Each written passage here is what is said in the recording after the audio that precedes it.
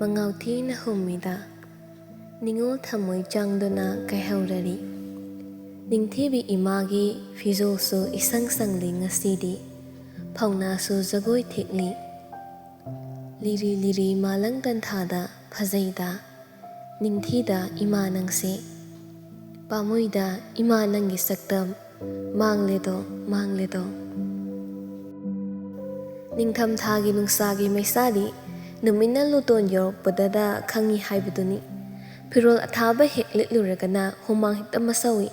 Apaba litluragana hekta mayingi Anghakpani Oiriba phibam adu Lambi sorokta mamay mami sukladuna kaya ama machatli Ningtham thani haizabatani Ukha thiduna pothabasu yauri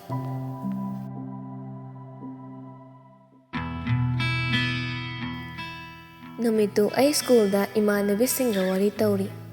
Ozasu ichang sangdi takadaba para loisilakpaga 12 ki exam ku silaktabaga mahi ku chen duna ichi singi hotnari oza singdu Satra singsu adumangai Diwali ningol chakauba maya oibagi yum hanakhiba aduga class ningtina tawdi haiduna laknade khara chi numitu natrabadi mahi punsinduna langakpada Khwairaman kaithen hengadoribani Aiki nakan mayaida phamliba Snehana wahaurai Ningol chakaubaga chatnaroidra Aisa dum karisu khandana khummi Chatloida mamagi yumda leiraga kadaidagi chakaubanoda Margaret su yauksalai Noigi dress to phajabani Aidi yamna setningi dress ka setlaga chatpado yam nungaidong mali adugane ama laibagda thinbado ai try am tawninge ba Snehana nok tuna makhut oma sawo khummi lao ai khoida chandol thinbabo aina thinbira lore thil ai kachani adudi asi haiduna makha amutari acting tawduna aidi pura ready oirabane red suit ka tawtharaga sini ain kalise IG da thagatnaba photo ga taw makhai kaptoribani Margaret na Photoshoot tawringai chak chaba amu kauni kona Asi hainaduna akhoi pulap amu noi Adubu khanghaude wakhal ama khalaki mikup aduda Ranifi angangmado phajabani Angangbana mapal chatpado kayana phajarabana Mangondadi onthokna bakjarani kuchunaga ngaubaga Song sada barab mitta urabagum hek phawi Waridi lepte nipigi chin hainaribani Adugi mathak asida TG gi satri Aidi nimitu taabana saruk oi Hoi phajai chummi haina amu pudi khumso yawi Pung ahum tarakpaga school gi kangsi do hauna khinglakle Oza sing mai ka dagi thoknaki satra sing so adom mangai Oza hek thokhibaga jingthokna khibana kayani Makhoi sing do hana loisinduna leiba mali Sneha so hana ozana lairik taklingaidagi pochoi hapchinduna textbook ama khak lokthokduna thamlaga yamna wani khanglibani akhoi hum so bek paikhatuna tokminarakle adubu get adudo oyamliba phibam ado angakpagi masakni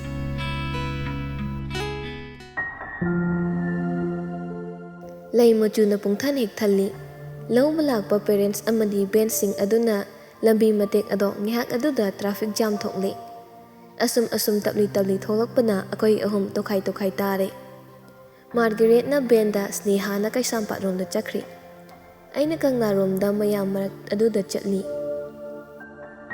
Lambi nakan aduda chatliba satra singi fizol adu ubada sanada tampa thinbagum phawi aduda sunnate sanarai paring na chabul Diwali mayagi hai humduna sanabado kayadi mankhre Asum wakhal tawduna lakpana Kangsaibunggi footpad paring yauri Footpad ni haibata mangare Chatfamdi amata leitrabagumbani Pirol yoliba sing adugi pi thaidok lakpada chatfam tangkhai amadi kankrabani Aduga leiba lakliba customer sing adugi mafam amuk kankhibana Thaina pham leitrabani Onthok wana leithokle mafam adudagi ai Chatna tarai maningdagi lauriba khonjal ado Chamagi ani lauribado wakhalda wahai matek adu Athre yamna leibagum phawali namit aduda ꯑꯌꯨꯛ ꯑꯉꯟꯕꯗꯒꯤ ꯅꯨꯃꯤꯠ ꯃꯌꯨꯝ ꯆꯪꯈ꯭ꯔ ꯐꯥꯎ ꯂꯩꯒꯗꯧꯔꯤꯕꯅꯤ꯫ ꯃꯗꯨꯅ ꯃꯣꯏꯒꯤ ꯁꯤꯟꯐꯝꯅꯤ, ꯆꯥꯛꯈꯨꯝ ꯃꯩ ꯃꯨꯠꯂꯣꯏꯗꯧꯔꯤꯕꯅꯤ꯫ ꯋꯥꯍꯩ ꯃꯇꯦꯛ ꯑꯁꯤ ꯀꯌꯥ ꯑꯃꯅ ꯉꯥꯃꯣꯛꯁꯦꯜ, ꯂꯥꯏꯔꯤꯛ ꯇꯝꯅꯕ ꯐꯤꯁ ꯑꯃꯗꯤ ꯀꯌꯥ ꯑꯃꯒꯤꯅ ꯅꯣꯡꯃꯒꯤ ꯆꯔꯥ꯫ ꯑꯉꯛꯄꯅꯤ, ꯄꯨꯟꯁꯤ ꯀꯔꯤꯁꯨ ꯂꯩꯇꯕ ꯋꯥꯍꯩ 102 ꯍꯥꯏꯕ ꯑꯁꯤꯒꯤ ꯃꯔꯨꯝꯗ ꯂꯩꯔꯤꯕ ꯄꯨꯟꯁꯤ ꯂꯤꯁꯤꯡ, ꯊꯋꯥꯏ ꯀꯌꯥ ꯑꯃꯗꯤ ꯃꯤꯅꯣꯛ ꯃꯁꯤꯡ ꯈꯪꯗ ꯐꯨꯝꯂꯤ꯫ ꯑꯩꯒꯤ ꯃꯥꯡ ꯑꯗꯨꯗꯁꯨ ꯆꯍꯤ ꯃꯌꯥꯏ ꯑꯣꯏꯔꯤꯕꯤ ꯅꯨꯄꯤ 2 ꯇꯨꯡꯗ ꯃꯥꯡꯗꯨ ꯆꯠꯂꯤ꯫ ꯋꯥꯔꯤꯁꯨ ꯁꯥꯔꯤ꯫ ꯆꯦꯔꯦꯡ ꯑꯗꯨꯗ ꯍꯧꯅ ꯍꯧꯅ ꯇꯥꯅꯕ ꯍꯥꯏꯗꯨꯅ ꯒꯥꯔꯤ ꯍꯣꯔꯟ ꯃꯔꯛꯇꯨꯗ ꯃꯈꯨꯠꯇꯁꯨ ꯔꯥꯏꯁ ꯀꯨꯀꯔ, ꯊꯔꯃꯣꯐ꯭ꯂꯥꯛꯁ ꯌꯥꯜꯂꯤ꯫ ꯃꯅꯤꯡ ꯊꯪꯕꯤ ꯑꯗꯨꯅ ꯃꯀꯣꯛ ꯑꯗꯣ ꯏꯟꯁꯤꯟꯗꯨꯅ ꯍꯥꯏ, "ꯏꯆꯦꯒ ꯆꯥꯛꯀꯧꯕꯒꯤ ꯄꯨꯅꯕꯗꯨ ꯀꯃꯥꯏ ꯇꯧꯗꯣꯔꯤ? ꯌꯥꯝꯅ ꯇꯥꯡꯈꯠꯂꯛꯄꯁꯤꯗ"꯫ ꯃꯃꯥꯡ ꯊꯪꯕꯤ ꯅꯨꯄꯤ ꯑꯗꯨꯅ ꯈꯨꯝꯂꯛꯏ, "ꯍꯌꯦꯡ ꯕꯤꯁꯥꯜ ꯆꯠꯂꯨꯁꯤ, ꯑꯣꯐꯔ ꯌꯥꯝꯅ ꯄꯤ ꯍꯥꯏꯅꯩ꯫ ꯅꯪꯒꯤ ꯑꯋꯥꯠꯄꯗꯨꯁꯨꯅꯦ ꯄꯨꯂꯞ ꯂꯩꯔꯨꯔꯁꯤ"꯫ ꯍꯣꯏ, ꯑꯌꯥꯝꯕꯕꯨꯗꯤ ꯂꯣꯏꯔꯕꯅꯤ꯫ ꯒꯨꯂꯥꯒ ꯑꯆꯥꯄꯣꯠ ꯈꯔꯒꯇꯪ ꯉꯥꯏꯔꯦ꯫ ꯈꯪꯍꯧꯗꯦ ꯃꯅꯤꯡꯗꯒꯤ ꯑꯍꯜ ꯅꯨꯄꯤ ꯑꯃꯅ ꯀꯟꯅ ꯍꯦꯛꯇ ꯂꯥꯎꯔꯛꯏ, "ꯈꯔ ꯊꯨꯅ ꯆꯠꯅꯁꯦ, ꯋꯥꯔꯤ ꯁꯥꯗꯨꯅ ꯂꯩꯔꯦ"꯫ ꯑꯁꯤ ꯍꯥꯏꯔꯝꯂꯒ ꯑꯩꯉꯣꯟꯗ ꯑꯃꯨꯛ ꯑꯣꯟꯁꯤꯜꯂꯛꯇꯨꯅ ꯄꯥꯝꯕꯣꯝꯗ ꯃꯈꯨꯠꯅ ꯊꯥꯔꯛꯏ, ꯑꯗꯨꯒ ꯍꯥꯏꯔꯛꯏ, "ꯊꯣꯏꯕꯤ, ꯆꯈꯠꯂꯨ, ꯋꯥꯔꯤ ꯇꯧꯗꯨꯅ ꯂꯩꯔꯦ, ꯌꯨꯝꯒ ꯌꯧꯕ ꯀꯧꯕ ꯅꯥꯏꯔꯔꯣꯏ, ꯃꯤ ꯑꯁꯨꯛ ꯆꯤꯜꯂꯕ ꯀꯥꯟꯅꯁꯤꯗ"꯫ ꯑꯩꯁꯨ ꯀꯣꯛꯇꯨ ꯍꯥꯏꯐꯦꯠ ꯅꯣꯝꯂꯗꯨꯅ ꯅꯨꯄꯤ 2 ꯑꯗꯨꯒꯤ ꯃꯥꯡꯗ ꯆꯈꯠꯂꯤ꯫ ꯅꯨꯃꯤꯠꯇꯨꯗ ꯑꯩꯒꯤ ꯋꯥꯈꯜꯗ ꯋꯥꯍꯩ ꯃꯇꯦꯛ ꯑꯃ ꯅꯩꯁꯤꯟꯗꯨꯅ ꯂꯩꯍꯧꯏ, ꯒꯨꯂꯥ꯫ ꯒꯨꯂꯥ ꯍꯥꯏꯕ ꯋꯥꯍꯩ ꯑꯁꯤꯅꯤ ꯑꯇꯩ ꯃꯇꯝꯗ ꯀꯔꯤꯁꯨ ꯂꯩꯇꯕ ꯏꯆꯝ ꯆꯝꯕ ꯆꯤꯟꯖꯥꯛ ꯑꯣꯏꯅ ꯆꯥꯅꯔꯕꯁꯨ ꯅꯤꯡꯉꯣꯜ ꯆꯥꯛꯀꯧꯕ ꯊꯥ ꯑꯁꯤꯗꯗꯤ ꯃꯒꯨꯟ ꯈꯪꯍꯦꯟ ꯍꯦꯟꯒꯠꯄꯒꯨꯝ ꯇꯧꯏ꯫ ꯆꯥꯛꯀꯧꯕ ꯅꯨꯃꯤꯠꯇ ꯆꯥꯕꯒꯤ ꯃꯍꯥꯎ ꯇꯣꯞ ꯇꯣꯞꯄꯤ, ꯌꯨꯕꯤꯁꯨ ꯑꯗꯨꯃꯉꯥꯏ꯫ ꯅꯨꯃꯤꯠ ꯑꯗꯨꯗ ꯈꯣꯛꯂꯒ ꯃꯌꯥꯝ ꯄꯨꯟꯅ ꯆꯥꯕꯒꯤ ꯃꯍꯥꯎ ꯇꯣꯉꯥꯜꯂꯤ, ꯍꯥꯎꯕꯁꯨ ꯌꯥꯝꯅ ꯍꯦꯜꯂꯤ꯫ ꯑꯁꯨꯝ ꯋꯥꯈꯜ ꯇꯧꯔꯤꯉꯩ ꯋꯥꯍꯦꯡ ꯂꯩꯀꯥꯏ ꯄꯥꯔꯀꯤꯡ ꯌꯧꯗꯣꯔꯤ꯫ ꯄꯥꯔꯀꯤꯡ ꯌꯧꯗ꯭ꯔꯤꯉꯩ ꯄꯣꯠꯐꯝ ꯐꯝꯂꯤꯕ ꯃꯌꯥꯝ ꯑꯗꯨꯒꯤ ꯃꯔꯛꯇ ꯆꯦꯈꯥꯎ ꯑꯉꯧꯕꯗ ꯒꯨꯂꯥ ꯃꯆꯥ ꯍꯥꯟꯗꯨꯅ ꯌꯣꯜꯂꯤꯕꯗꯨ ꯎꯕꯗ ꯏꯁꯥ ꯈꯪꯗ ꯆꯪꯁꯤꯟꯗꯨꯅ ꯄꯣꯠꯐꯝ ꯐꯝꯕꯤ ꯑꯍꯜ ꯑꯗꯨꯒꯤ ꯃꯥꯡꯗ ꯂꯦꯞꯄꯨꯏ꯫ "ꯑꯕꯣ, ꯑꯁꯤ ꯀꯌꯥ ꯄꯤꯒꯦ"꯫ ꯄꯣꯠ ꯌꯣꯟꯕꯤ ꯑꯗꯨꯅ, "50ꯅꯦ, ꯀꯌꯥ ꯄꯤꯔꯛꯎꯒꯦ"꯫ "ꯑꯃꯈꯛꯇ ꯂꯧꯒꯦ"꯫ ꯑꯁꯤ ꯍꯥꯏꯗꯨꯅ ꯑꯩ ꯂꯨꯄꯥ 20 ꯆꯞꯄꯤ 2ꯒ 10 ꯆꯞꯄꯤ 1ꯒ ꯂꯧꯊꯣꯛꯇꯨꯅ ꯑꯕꯣꯛ ꯑꯗꯨꯗ ꯆꯦꯈꯥꯎ ꯑꯃꯗ ꯍꯥꯞꯄꯤꯗꯨꯅ ꯄꯤꯔꯛꯏ꯫ ꯈꯥꯎ ꯑꯗꯨ ꯄꯥꯏꯗꯨꯅ ꯑꯣꯛꯇꯣ ꯀꯥꯐꯝ ꯇꯝꯅ ꯂꯥꯛꯇꯨꯅ ꯑꯣꯛꯇꯣ ꯑꯃꯗ ꯀꯥꯈꯠꯂꯤ꯫ ꯍꯥꯟꯅꯅ ꯃꯤ 2 ꯐꯝꯗꯨꯅ ꯂꯩꯔꯝꯂꯦ, ꯑꯩꯒꯤ 3 ꯁꯨꯔꯕ ꯊꯧꯔꯔꯣꯏ ꯈꯪꯏ꯫ ꯋꯥꯈꯜꯗ ꯇꯨꯃꯤꯟ ꯏꯊꯟ ꯈꯜꯂꯤ꯫ ꯋꯥꯔꯀꯥꯟꯁꯤꯗ ꯃꯤ ꯊꯟꯕ ꯉꯥꯏꯗꯧꯔꯤꯁꯦ ꯑꯣꯟꯊꯣꯛ ꯇꯟꯗꯣꯔꯤꯗ꯫ ꯑꯁꯤ ꯈꯟꯅ ꯑꯩꯒꯤ ꯕꯦꯒ ꯃꯆꯥ ꯑꯗꯣ ꯂꯧꯊꯣꯛꯇꯨꯅ ꯂꯨꯄꯥ 10 ꯂꯧꯊꯣꯛꯏ, ꯑꯗꯨꯒ ꯕꯦꯒ ꯑꯗꯨꯗ 30 ꯈꯛꯇ ꯉꯥꯏꯍꯧꯔꯤ꯫ ꯄꯩꯁꯥ ꯑꯗꯨ ꯎꯕꯗ ꯏꯊꯟꯇ ꯑꯃꯨꯛ ꯇꯛꯁꯤ ꯁꯣꯜꯂꯤ꯫ ꯄꯩꯁꯥ ꯌꯥꯝꯅ ꯂꯩꯕꯗꯧꯅ ꯂꯨꯄꯥ 50 ꯃꯥꯡꯍꯜꯂꯤ꯫ ꯄ꯭ꯔꯦꯛꯇꯤꯀꯦꯜ ꯁꯦꯠ ꯂꯩꯈ꯭ꯔꯕꯗꯤ ꯀꯔꯤꯁꯨ ꯂꯦꯝꯍꯧꯔꯔꯣꯏ꯫ ꯀꯔꯤꯁꯨ ꯅꯠꯇꯕ ꯒꯨꯂꯥ ꯂꯩꯗꯨꯅ ꯂꯥꯛꯑꯦꯕ꯫ ꯍꯌꯦꯡ ꯑꯌꯨꯛ ꯆꯥꯒ ꯊꯛꯅꯕ ꯄꯨꯛ ꯊꯟꯒꯗꯕ ꯑꯃ ꯂꯩꯔꯝꯂꯗꯤ ꯐꯔꯣꯏꯗ꯭ꯔꯕꯁꯦ꯫ ꯅꯨꯃꯤꯠ ꯑꯗꯨꯗ ꯑꯣꯛꯇꯣ ꯃꯅꯨꯡ ꯑꯗꯨꯗ ꯑꯩꯅ ꯒꯨꯂꯥ ꯑꯗꯨꯕꯨ ꯀꯔꯤꯁꯨ ꯂꯩꯇꯕ, ꯃꯃꯜ ꯌꯥꯎꯗꯕ ꯄꯣꯠꯁꯛ ꯑꯃ ꯑꯣꯏꯅ ꯀꯌꯥꯗ ꯊꯤꯅ ꯁꯥꯎꯈꯤꯕ꯫ ꯇꯁꯦꯡꯅ ꯒꯨꯂꯥ ꯑꯗꯨꯕꯨ ꯁꯥꯎꯔꯤꯕ꯭ꯔꯥ? ꯅꯠꯇꯦ, ꯕꯦꯒ ꯑꯗꯨꯗ ꯌꯥꯎꯔꯤꯕ ꯂꯨꯄꯥ 30 ꯑꯗꯨꯕꯨ ꯎꯕꯗ ꯏꯁꯥꯅ ꯏꯁꯥꯗ ꯆꯩꯖꯔꯤꯕꯅꯤ꯫ ꯀꯔꯤꯒꯤꯁꯨ ꯆꯩꯔꯣꯏ, ꯀꯨꯏꯗ꯭ꯔꯤ, ꯅꯨꯃꯤꯠ 2-3 ꯈꯛꯇ ꯉꯥꯏꯔꯤ꯫ ꯑꯦꯁꯦ ꯀꯣꯝꯄꯤꯇꯤꯁꯟꯗ ꯊꯥꯔ ꯇꯥꯔꯛꯇꯨꯅ ꯂꯨꯄꯥ 1,000 ꯐꯪꯈꯤꯕꯗꯣ, ꯑꯩꯅ ꯂꯨꯄꯥ 200 ꯈꯨꯄꯥꯏ ꯁꯦꯜ ꯂꯧꯗꯨꯅ ꯑꯇꯩꯅ ꯄꯥꯕꯨꯡꯗ ꯄꯤꯕꯗꯣ꯫ ꯂꯨꯄꯥ 200 ꯍꯥꯏꯖꯕꯒꯤ ꯋꯥꯅꯤ, ꯅꯣꯡꯃꯒꯤ ꯕꯔꯥ ꯄꯤꯊꯣꯛꯈꯤꯕꯗ ꯍꯦꯛꯇ ꯂꯣꯏꯈꯤ꯫ ꯂꯩꯀꯥꯏ ꯑꯣꯛꯇꯣ ꯇꯣꯡꯂꯕꯗꯤ ꯂꯨꯄꯥ 10 ꯂꯧꯏ, ꯍꯟꯒꯠ ꯍꯟꯗꯥ ꯂꯨꯄꯥ 20 ꯍꯦꯛꯇ ꯆꯪꯈꯤ꯫ ꯁꯦꯜꯗꯤ ꯑꯁꯨꯝ ꯂꯣꯏꯈꯤ, ꯁꯥꯔꯇꯤꯐꯤꯀꯦꯠ ꯈꯛꯇ ꯉꯥꯏꯔꯛꯂꯦ꯫ ꯑꯣꯇꯣꯗꯨꯁꯨ ꯃꯤ ꯊꯜꯂꯗꯨꯅ ꯊꯧꯕ ꯍꯧꯔꯦ꯫ ꯃꯃꯥꯡꯗꯅ ꯃꯤ 3 ꯗ꯭ꯔꯥꯏꯚꯔꯒ ꯄꯥꯔꯒ, ꯃꯌꯥꯏꯗꯅ ꯑꯩꯈꯣꯏ 4, ꯃꯅꯤꯡꯗ ꯃꯤ 2 ꯑꯃꯒ꯫ ꯑꯩꯈꯣꯏ ꯃꯁꯦꯟ ꯋꯥꯔꯤ ꯄꯪꯁꯥꯗ ꯁꯥꯏ꯫ PR ꯊꯝꯕꯒꯤ, ꯗꯤꯋꯥꯂꯤ ꯈꯥꯎꯕꯒꯤ, ꯆꯥꯛꯀꯧꯕꯒꯤ ꯗꯈꯤꯅꯥ ꯂꯣꯏꯅ ꯍꯦꯛ ꯁꯨꯏ꯫ ꯑꯩꯗꯤ ꯐꯝꯂꯤꯕꯗꯣ ꯆꯤꯟꯃꯟꯗꯨꯅ ꯋꯥꯔꯤ ꯇꯥꯐꯝ ꯈꯪꯗꯦ꯫ ꯐꯝꯂꯤꯕ ꯅꯨꯄꯤ 3 ꯑꯗꯨꯒꯤ ꯃꯔꯛ ꯑꯗꯨꯗ ꯃꯁꯥ ꯈꯔ ꯐꯕ ꯑꯃ ꯌꯥꯎꯔꯤꯗꯨꯅꯔ ꯈꯪꯗꯦ, ꯌꯥꯝꯅ ꯆꯤꯜꯂꯤ꯫ ꯀꯌꯥꯗ ꯋꯥꯅ ꯇꯣꯡꯂꯦ꯫ ꯑꯣꯛꯇꯣ ꯑꯗꯨꯅ ꯈꯥꯝꯕꯒ ꯑꯩ ꯐꯠ ꯍꯦꯛꯇ ꯆꯣꯡꯊꯩ꯫ ꯌꯥꯝ ꯀꯥ ꯍꯦꯟꯅ ꯌꯨꯝ ꯌꯧꯅꯤꯡꯂꯨꯕꯒꯤ ꯅꯠꯇꯦ꯫ ꯉꯁꯤ ꯑꯣꯛꯇꯣ ꯃꯅꯨꯡꯗ ꯃꯤ ꯆꯤꯜꯂꯤ ꯍꯥꯏꯗꯨꯅ ꯑꯃꯅ ꯈꯔ ꯆꯈꯠꯂꯒ amana chathabani dauni yadribasu chakhapade hektai kuna oktoga taknabada namankhibana khangba ngamdaduna gari adudagi hatu hatu kumtharibani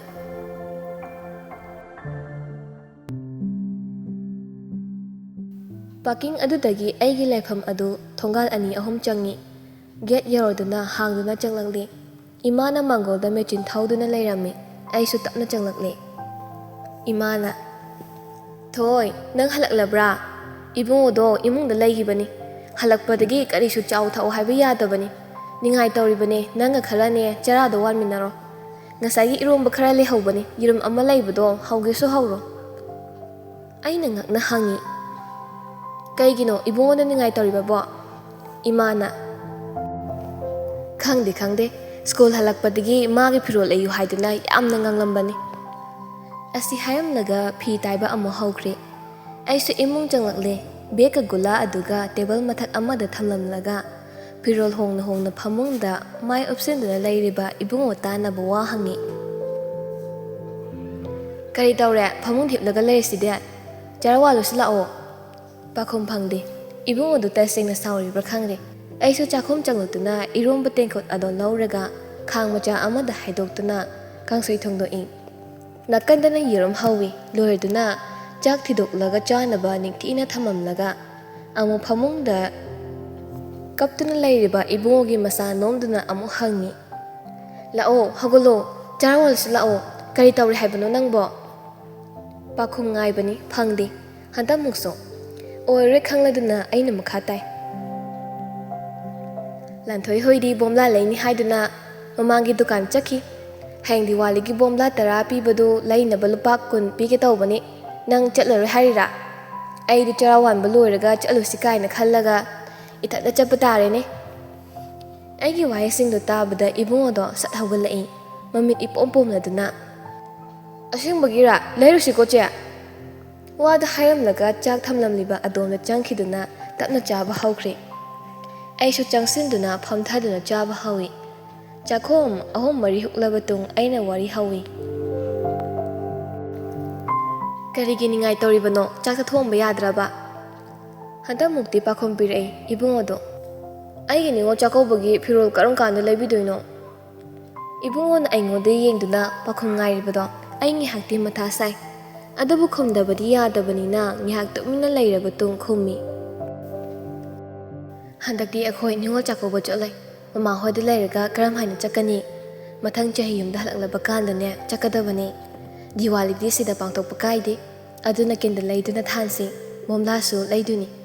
mathang chahi chakoba chatnabane nangi phirol khungu phasaba leiduni ibungona peri tawduna wahang kayaga loinana aibu yengduna leiribado ai ui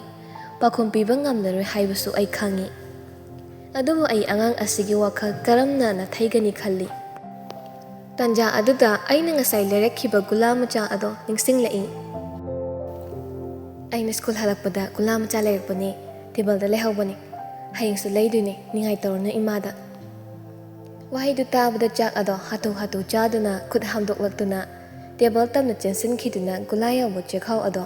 payaktuna lai aina papagi khara thammo hore halaga janaba aduge imagi so hoi wadu hayramlaga tengkhot macha ama lauraga magi saru khara khaidoknaga chaba hawkre chana mu hairai tiche chaga thunu charo bomla leirusi akhoi yumda haladi ai haligi school do tamsiko gula amamu laukhatlaga chaduna makha tai sigi school sidi tambo nuaite oja su ningthina lakte aduga class da mi 30 phana lakte mi lanthoi hoidi bena chali aisu hanagumna bena chasiko yumda yam thuna hanseba aina chabagi loisan koknomi pakhom pibadi ngamdre numit aduda aigi wakhal khangpham khangde pukning su charangni mitludana pirang ihaurai chindana sojaw lon khibagum phawi chanda aduda mapandagi angang amana kaurai malingamba bol sanaru silao ibungo pairamba tengkot ado paiduna chenthoki ngaikho chichena gula leire chagirana ama chawo angang adu samangol da ka khatna black to chage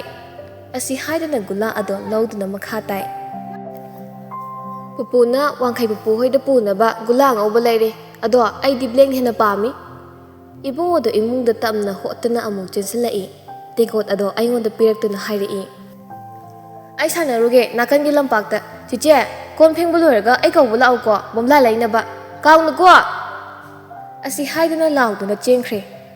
ꯍꯧꯖꯤꯛꯇꯗ ꯑꯀꯣꯏꯕꯗꯣ ꯄꯨꯡꯆꯤꯛ ꯍꯦꯛ ꯆꯤꯛꯍꯧꯏ꯫ ꯃꯦꯆꯤꯜꯒꯤ ꯃꯈꯣꯟꯁꯨ ꯇꯥꯈꯤꯗ꯭ꯔꯦ꯫ ꯃꯇꯥꯡ ꯑꯗꯨꯗ ꯑꯩ ꯒ꯭ꯌꯥꯟ ꯇꯥꯔꯛꯂꯦ꯫ ꯏꯃꯥꯒꯤ machine ꯃꯈꯣꯟ ꯂꯦꯞꯈꯤꯕ ꯉꯥꯏꯍꯥꯛ ꯑꯣꯏꯁꯤꯟꯈ꯭ꯔꯦ ꯍꯥꯏꯕ꯫ ꯑꯩꯒꯤ ꯏꯕꯨꯡꯉꯣꯒꯒꯤ ꯋꯥꯔꯤ ꯁꯣꯏꯗꯅ ꯇꯥꯔꯝꯂꯒꯅꯤ꯫ ꯑꯩ ꯉꯥꯏꯍꯥꯛ ꯑꯗꯨꯗ ꯀꯣꯟꯁꯤꯡ ꯑꯗꯣ ꯁꯨꯃꯥꯡꯒꯤ ꯀꯣꯟ ꯐꯦꯡꯐꯝ ꯇꯝꯅ ꯄꯨꯊꯣꯛꯄ ꯉꯝꯈꯤꯗꯦ꯫ ꯏꯃꯥꯗꯨ ꯁꯣꯏꯗꯅ ꯀꯞꯂꯝꯂꯅꯤ ꯍꯥꯏꯕ ꯑꯩ ꯈꯪꯏ꯫ ꯄꯤꯔꯣꯏꯅꯕ ꯁꯛꯐꯝ ꯑꯗꯣ ꯑꯩ ꯌꯦꯡꯕ ꯉꯝꯂꯣꯏ꯫ ꯑꯩ ꯇꯨꯃꯤꯟꯅ ꯏꯃꯨꯡꯗ ꯐꯝꯗꯨꯅ ꯂꯩ꯫ ꯈꯜꯂꯣꯏꯗꯕ ꯈꯨꯝꯖꯤꯟꯈ꯭ꯔꯕ ꯄꯨꯟꯁꯤꯒꯤ ꯂꯃꯥꯏ ꯐꯥꯛꯄ ꯍꯧꯔꯛꯂꯦ꯫ ꯆꯍꯤ 2 ꯍꯦꯜꯂꯝꯃꯤ ꯑꯩꯈꯣꯏꯅ ꯃꯐꯝ ꯑꯁꯤꯗ ꯂꯩꯔꯛꯄ꯫ ꯉꯁꯤ ꯉꯔꯥꯡꯇ ꯊꯣꯛꯈꯤꯕꯒꯨꯝ ꯃꯩꯁꯥꯗꯤ ꯍꯧꯖꯤꯛꯇ ꯐꯥꯎꯕ ꯍꯛꯆꯥꯡꯅ ꯁꯥꯔꯤꯕꯒꯨꯝ ꯇꯧꯏ꯫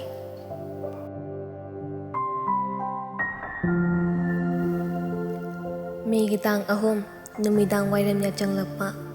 ꯃꯥꯏꯀꯩ ꯁꯂꯥꯏꯈꯪꯗ ꯃꯩ ꯍꯧꯔꯛꯄ꯫ ꯁꯥꯗꯥꯟꯕꯅ ꯁꯥ ꯇꯥꯟꯕꯒꯨꯝ ꯑꯐꯪ ꯑꯐꯪꯕ ꯊꯋꯥꯏ ꯂꯧꯔꯛꯄ ꯑꯗꯨꯗ ꯏꯃꯥꯅ ꯈꯣꯡꯗ ꯀꯔꯤꯃꯇ ꯇꯣꯡꯗ ꯏꯕꯨꯡꯉꯣꯕꯨ ꯃꯅꯪꯒꯟꯗ ꯄꯣꯗꯨꯅ, ꯑꯩꯒꯤ ꯌꯦꯠ ꯊꯪꯕ ꯈꯨꯗꯥꯡ ꯄꯥꯏꯗꯨꯅ ꯄꯥꯕꯨꯡꯒ ꯂꯣꯏꯅꯅ ꯕꯤꯁꯅꯨꯄꯨꯔ ꯇꯝꯅ ꯅꯣꯡꯉꯥꯜꯂꯝꯗꯥꯏ ꯐꯥꯎꯕ ꯃꯩꯇꯩ ꯈꯨꯜ ꯇꯝꯅ ꯍꯤꯡꯂꯕꯗꯤ ꯍꯥꯏꯅ ꯂꯧꯕꯨꯛ ꯂꯝꯍꯥꯡ ꯐꯥꯎꯗꯨꯅ ꯆꯦꯜꯂꯛꯈꯤꯕ ꯑꯗꯨ ꯆꯍꯤ 2 ꯍꯦꯜꯂꯝꯃꯦ꯫ ꯍꯔꯥꯎ ꯃꯤꯅꯣꯛꯇꯅ ꯊꯜꯂꯝꯕ ꯌꯨꯝ ꯑꯗꯨꯁꯨ ꯎꯐꯨꯜ ꯑꯣꯜꯍꯧꯔꯦ ꯃꯤꯠꯃꯥꯡꯗ꯫ ꯌꯨꯝꯊꯪꯅꯕꯒꯤ ꯑꯕꯣꯛꯀꯤ ꯃꯁꯨ ꯅꯨꯄꯥ ꯆꯍꯤ 1 ꯍꯦꯟꯕꯇ ꯉꯥꯏꯔꯤꯕ ꯑꯉꯥꯡ ꯑꯗꯨꯅ ꯃꯔꯤꯂꯛꯇ ꯊꯋꯥꯏ ꯊꯥꯎꯕ ꯀꯔꯝꯅ ꯀꯥꯎꯒꯅꯤ? ꯃꯃꯥꯒꯤ ꯁꯪꯒꯣꯏ ꯑꯁꯤꯗ ꯁꯩꯗꯥꯡꯕꯤ ꯃꯤꯡꯊꯣꯜꯁꯨ ꯄꯤꯕꯤꯔꯤ꯫ ꯑꯣꯟꯊꯣꯛꯅ ꯊꯨꯅ ꯍꯣꯡꯉꯤꯗ ꯃꯤꯑꯣꯏꯕꯒꯤ ꯄꯨꯟꯁꯤ ꯃꯤꯀꯨꯞ ꯑꯃꯗ꯫ ꯄꯄꯥꯒꯤ ꯗꯨꯀꯥꯟ ꯑꯗꯨꯁꯨ ꯃꯨꯟꯕꯤꯈ꯭ꯔꯦ꯫ ꯉꯁꯤꯗꯤ ꯑꯐꯪ ꯑꯐꯪꯕ ꯊꯕꯛ ꯁꯨꯗꯨꯅ ꯃꯤꯒꯤ ꯖꯨꯒꯥꯂꯤ ꯑꯣꯏꯗꯨꯅ ꯌꯨꯝꯗ ꯉꯥꯏꯍꯥꯛꯇ ꯐꯥꯎꯕ ꯄꯣꯊꯥꯕ ꯁꯪꯗꯔꯤ꯫ ꯏꯃꯥꯁꯨ ꯑꯗꯨꯃꯉꯥꯏ꯫ ꯈꯨꯠꯇ ꯀꯣꯂꯣꯝ ꯄꯥꯏꯗꯨꯅ ꯏꯕꯨꯡꯉꯣ ꯏꯕꯥꯅꯤ ꯂꯥꯏꯔꯤꯛ ꯇꯥꯛꯄꯤꯗꯨꯅ ꯌꯦꯡꯁꯤꯟꯕꯤꯔꯝꯕ ꯉꯁꯤꯗꯤ ꯌꯦꯇꯨꯝꯅ ꯃꯍꯨꯠ ꯁꯤꯜꯂꯗꯨꯅ ꯑꯍꯤꯡ ꯇꯨꯝꯕ ꯐꯥꯎꯕ ꯁꯪꯗ ꯃꯤꯒꯤ ꯐꯤ ꯇꯥꯏꯔꯤ꯫ ꯃꯁꯨꯡ ꯃꯃꯥꯟꯅꯕꯁꯤꯡꯒ ꯅꯨꯡꯉꯥꯏꯅ ꯅꯣꯛꯇꯨꯅ ꯁ꯭ꯀꯨꯜ ꯆꯠꯂꯝꯕ ꯏꯕꯨꯡꯉꯣꯁꯨ ꯆꯤꯛꯂꯣꯟ ꯈꯥꯗꯕ ꯏꯀꯣꯛ ꯀꯣꯛꯂꯕ ꯑꯣꯖꯥ ꯅꯤꯡꯊꯤꯅ ꯂꯥꯛꯇꯕ ꯃꯤ ꯌꯥꯝꯅ ꯂꯩꯇꯕ ꯁ꯭ꯀꯨꯜ ꯑꯁꯤꯗ ꯆꯠꯄ ꯇꯥꯔꯤ꯫ ꯀꯔꯥꯏꯗꯅꯣ ꯃꯅꯤꯄꯨꯔꯒꯤ ꯏꯗꯨꯀꯦꯁꯟ ꯁꯤꯁꯇꯦꯝꯅ ꯐꯒꯠꯂꯤ ꯍꯥꯏꯔꯤꯕꯁꯤ? ꯍꯥꯌꯔ ꯁꯦꯀꯦꯟꯗꯔꯤ ꯁ꯭ꯀꯨꯜ ꯈꯔ ꯁꯦꯝꯒꯠꯇꯨꯅ ꯄꯣꯖꯤꯁꯟ ꯂꯦꯞꯄ ꯑꯗꯨꯅ ꯏꯗꯨꯀꯦꯁꯟ ꯁꯤꯁꯇꯦꯝ ꯐꯕ ꯆꯤꯡꯒꯗꯧꯔꯤꯕ꯭ꯔꯥ? ꯄ꯭ꯔꯥꯏꯃꯥꯔꯤ ꯑꯃꯗꯤ ꯍꯥꯏ ꯁ꯭ꯀꯨꯜ ꯇꯝꯗꯅ ꯍꯥꯌꯔ ꯀ꯭ꯂꯥꯁ ꯇꯝꯕ ꯌꯥꯒꯗꯧꯔꯤꯕ꯭ꯔꯥ? ꯀꯣꯂꯦꯖꯁꯨ ꯑꯗꯨꯃꯉꯥꯏ꯫ ꯃꯄꯥꯟ ꯂꯝꯒ ꯌꯦꯡꯅꯕꯗ ꯍꯦꯛꯇ ꯅꯣꯞꯄꯤ꯫ UPSC ꯑꯃꯗꯤ ꯑꯇꯩ ꯀꯣꯝꯄꯤꯇꯤꯇꯤꯚ ꯑꯦꯛꯖꯥꯝ ꯊꯥꯒꯦ ꯍꯥꯏꯔꯕꯗꯤ ꯍꯥꯌꯔ ꯁꯦꯀꯦꯟꯗꯔꯤꯗꯩ ꯍꯧꯔꯒ ꯀꯣꯂꯦꯖ ꯐꯥꯎꯕ ꯗꯦꯜꯂꯤ, ꯕꯦꯡꯒ꯭ꯂꯣꯔ, ꯀꯥꯟꯄꯨꯔꯅꯆꯤꯡꯕꯗ ꯆꯠꯇꯕ ꯌꯥꯗꯔꯤ꯫ ꯑꯁꯤꯇꯁꯨ ꯅꯠꯇꯅ ꯏꯗꯨꯀꯦꯁꯟ ꯄꯥꯏꯔꯤꯕ ꯆꯂꯥꯏꯔꯤꯕ ꯃꯤꯑꯣꯏꯁꯤꯡꯒꯤ ꯃꯆꯥꯁꯤꯡꯗꯤ ꯍꯥꯏ ꯁ꯭ꯀꯨꯜꯗꯒꯤ ꯍꯧꯗꯨꯅ ꯃꯄꯥꯟ ꯂꯝꯗ ꯇꯝꯂꯤꯕꯅꯤ꯫ ꯃꯁꯤꯒꯤ ꯑꯥꯔꯊ ꯀꯔꯤꯅꯣ? ꯃꯇꯥꯡ ꯑꯁꯤꯗ ꯃꯅꯤꯄꯨꯔꯒꯤ ꯏꯗꯨꯀꯦꯁꯟ ꯁꯤꯁꯇꯦꯝ ꯑꯁꯤ ꯀꯔꯝꯅ ꯊꯥꯖꯐꯝ ꯊꯣꯛꯂꯤꯕ꯭ꯔꯥ? ꯑꯩ ꯏꯁꯥꯅ ꯏꯁꯥꯗ ꯋꯥꯍꯪ ꯑꯁꯦ ꯍꯪꯖꯩ꯫ ꯅꯨꯃꯤꯠ ꯑꯗꯨꯗ ꯑꯩ ꯋꯥꯈꯜ ꯀꯌꯥ ꯑꯃ ꯈꯟꯈꯤ꯫ ꯑꯩꯅ ꯏꯕꯨꯡꯉꯣꯗ ꯍꯥꯏꯈꯤꯕ ꯑꯁꯥꯅ ꯊꯜꯂꯕ ꯋꯥꯍꯩꯁꯤꯡ ꯑꯗꯨ ꯊꯨꯡꯂꯕꯗꯤ ꯑꯣꯟꯊꯣꯛꯅ ꯅꯨꯡꯉꯥꯏꯈ꯭ꯔꯅꯤ ꯍꯥꯏꯅ ꯁꯣꯜꯂꯤ꯫ ꯏꯅꯥꯎꯒꯤ ꯃꯐꯝꯗ ꯑꯣꯏꯗꯕ ꯉꯥꯡꯕ ꯃꯆꯦ ꯑꯃꯗꯤ ꯑꯣꯏꯔꯦ ꯍꯥꯏꯕꯗꯤ ꯑꯩ ꯈꯪꯏ꯫ ꯃꯈꯥ ꯇꯥꯅ ꯑꯩ ꯋꯥꯈꯜ ꯑꯃ ꯈꯜꯂꯛꯏ꯫ ꯒꯨꯂꯥ ꯃꯆꯥ, ꯒꯨꯂꯥ ꯑꯗꯨꯕꯨꯅꯤ꯫ ꯑꯩꯅ ꯒꯨꯂꯥ ꯑꯗꯨꯕꯨ ꯂꯩꯔꯝꯗ꯭ꯔꯕꯗꯤ ꯍꯥꯏꯅ ꯈꯟꯈꯤꯕꯗꯨ꯫ ꯒꯨꯂꯥ ꯑꯁꯤꯅꯗꯤ ꯏꯕꯨꯡꯉꯣꯒꯤ ꯃꯐꯝꯗ ꯑꯁꯥ ꯑꯃꯗꯤ ꯃꯤꯅꯣꯛꯄꯤꯔꯝꯅꯤ꯫ ꯃꯇꯥꯡ ꯑꯗꯨꯗꯇ ꯑꯩ ꯅꯤꯡꯉꯝꯗꯕ ꯐꯥꯎꯔꯛꯏ꯫ ꯑꯩꯅ ꯑꯣꯛꯇꯣ ꯑꯗꯨꯗ ꯒꯨꯂꯥ ꯑꯗꯨꯕꯨ ꯀꯔꯤꯁꯨ ꯂꯩꯇꯕ ꯃꯃꯜ ꯂꯩꯇꯕ ꯑꯃꯒꯨꯝ ꯈꯟꯈꯤꯕꯗꯨ ꯀꯌꯥꯗ ꯂꯥꯜꯂꯕꯅꯣ ꯍꯥꯏꯅ ꯈꯜꯂꯛꯈꯤ꯫ ꯅꯨꯃꯤꯠ ꯑꯗꯨꯗ ꯏꯁꯥꯅ ꯏꯁꯥꯗꯤ ꯍꯥꯏꯖꯈꯤ, ꯑꯄꯤꯛꯄ ꯄꯣꯠ, ꯊꯧꯗꯣꯛ ꯊꯧꯔꯝ ꯈꯨꯗꯤꯡꯃꯛ ꯑꯐꯕ, ꯀꯥꯟꯅꯕ, ꯅꯨꯡꯉꯥꯏꯕ ꯈꯔ ꯑꯗꯨ ꯌꯦꯡꯗ꯭ꯔꯤꯉꯩ ꯐꯠꯇꯕ, ꯀꯥꯟꯅꯗꯕ ꯑꯗꯨ ꯍꯥꯟꯅ ꯌꯦꯡꯂꯨꯅꯨ ꯍꯥꯏꯅ ꯍꯟꯖꯤꯟ ꯍꯟꯖꯤꯟ ꯍꯥꯏꯈꯤꯕ꯫ ꯃꯔꯨꯞꯀꯤ ꯇꯨꯡꯗ ꯊꯥꯡꯅ ꯊꯤꯜꯂꯤ ꯍꯥꯏꯕꯗꯨ ꯉꯁꯤꯃꯛ ꯊꯣꯛꯂꯦ, ꯎꯔꯦ꯫ ꯀꯩ ꯆꯥꯎꯅꯕ ꯌꯣꯛꯂꯒ ꯃꯄꯨ ꯆꯥꯏ ꯍꯥꯏꯕ ꯑꯍꯜ ꯂꯃꯟꯒꯤ ꯄꯥꯎꯇꯥꯛ ꯀꯌꯥꯗ ꯆꯨꯝꯂꯕꯅꯣ? ꯈꯣꯡꯗꯅ ꯆꯤꯛꯄ ꯍꯨꯏꯅ ꯃꯩꯇꯩ ꯑꯩꯈꯣꯏ ꯆꯤꯛꯂꯦꯗꯣ ꯃꯇꯝ ꯑꯃꯒꯤ ꯃꯔꯨꯞ ꯉꯁꯤꯅ ꯌꯦꯛꯅꯕ ꯃꯤꯌꯥꯝꯒꯤ ꯃꯤꯔꯦꯞ ꯂꯦꯞꯄꯤ ꯉꯁꯤꯁꯨ ꯃꯨꯔꯇꯤꯒꯨꯝꯅ ꯆꯦꯟꯗꯕ ꯌꯥꯗꯕ ꯏꯆꯦꯜꯅꯤ ꯑꯇꯣꯞꯄ ꯏꯄꯥꯛꯇ ꯇꯤꯜꯂꯨꯅꯤ ꯈꯪꯅ ꯈꯪꯅ ꯆꯦꯟꯗꯕꯗꯤ ꯌꯥꯗꯦ ꯀꯔꯤ ꯑꯣꯏꯔꯒꯗꯕ ꯑꯩꯈꯣꯏꯒꯤ ꯄꯨꯟꯁꯤ ꯒꯨꯂꯥ ꯃꯆꯥ ꯑꯁꯤꯅ ꯏꯕꯨꯡꯉꯣꯕꯨ ꯀꯌꯥꯝ ꯀꯨꯏꯅ ꯊꯦꯝꯒꯗꯧꯔꯤꯕ꯭ꯔꯥ